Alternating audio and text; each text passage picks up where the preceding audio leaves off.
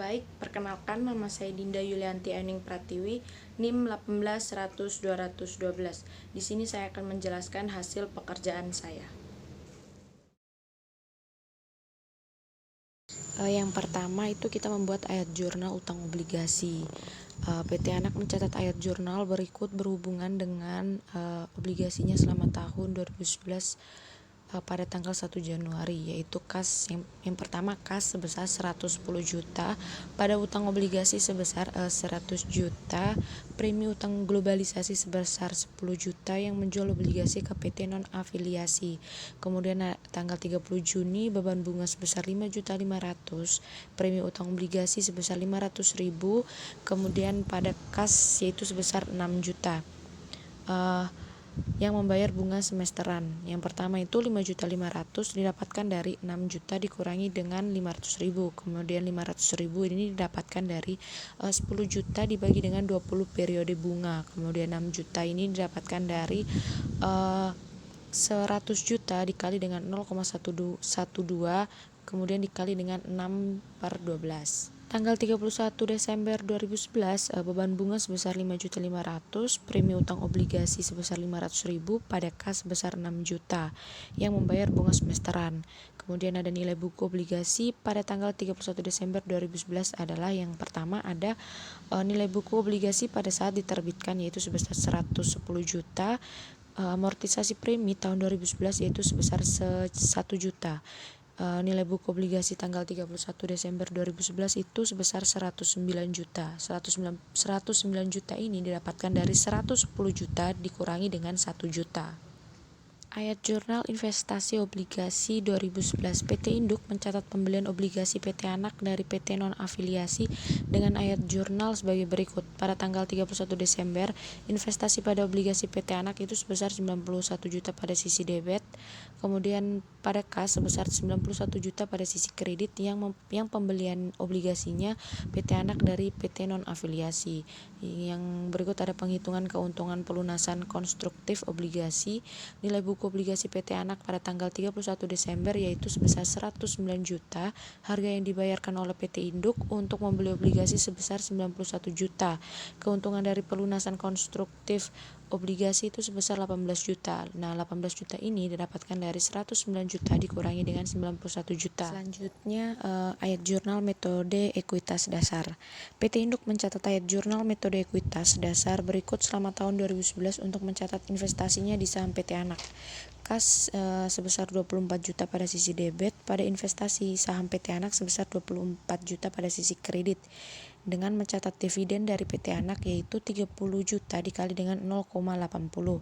Kemudian investasi pada saham PT Anak itu sebesar 40 juta pada sisi debit, pada pendapatan dari anak perusahaan sebesar 40 juta pada sisi kredit, dengan mencatat pendapatan metode ekuitas sebesar 50 juta dikali dengan 0,80. Kemudian ada kertas kerja konsolidasi yang pendapatan dari anak perusahaan itu sebesar 40 juta pada sisi kredit, dan pada dividen diumumkan yaitu sebesar 24 juta, investasi pada saham PT Anak sebesar 16 juta dengan mengeliminasi pendapatan dari anak perusahaan. Yang berikut ada pendapatan untuk kepemilikan minoritas itu sebesar 13.600.000, pada dividen diumumkan sebesar 6 juta, kepemilikan minoritas sebesar 7.600.000 dengan mengalokasikan laba kepemilikan minoritas. 13.600.000 ini didapatkan dari 50 juta ditambah 18 juta dikali dengan 20%. Yang berikut ada saham biasa PT Anak itu sebesar 200 juta pada sisi debit. Saldo laba 1 Januari itu sebesar 100 juta pada sisi debit, pada investasi saham PT Anak sebesar 240 juta pada sisi kredit, kepemilikan minoritas sebesar 60 juta pada sisi kredit dengan mengeliminasi saldo investasi awal.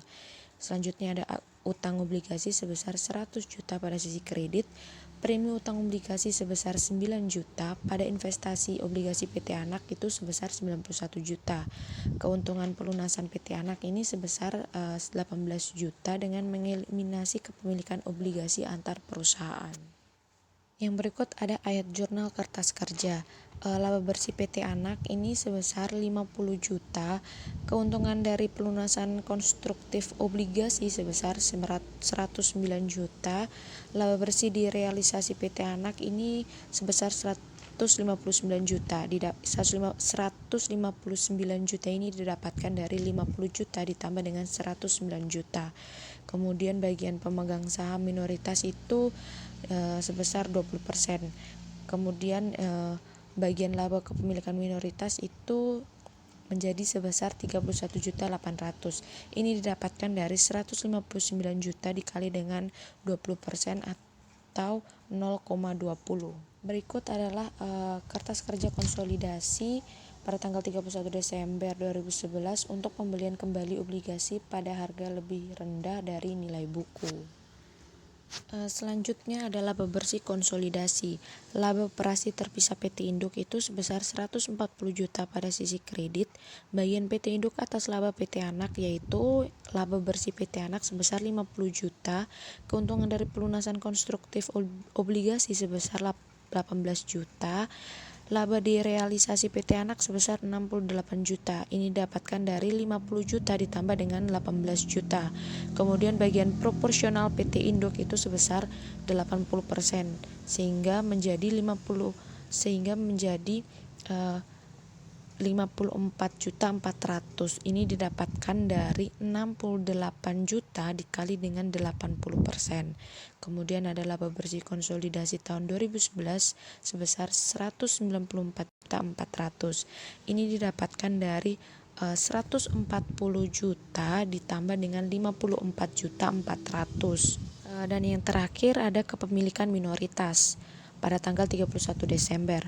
Nilai buku PT Anak pada tanggal 31 Desember, saham biasa sebesar 200 juta, saldo laba sebesar 120 juta, total nilai buku yang dilaporkan yaitu sebesar 320 juta. Ini dapatkan dari 200 juta ditambah dengan 120 juta. Kemudian ada keuntungan dari pelunasan konstruktif obligasi sebesar 18 juta. Nilai buku di realisasi PT Anak sebesar 338 juta. Ini didapatkan dari 320 juta ditambah dengan 18 juta.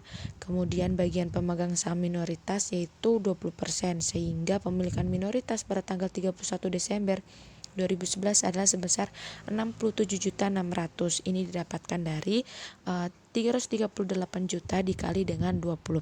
Sekian penjelasan dari saya. Terima kasih.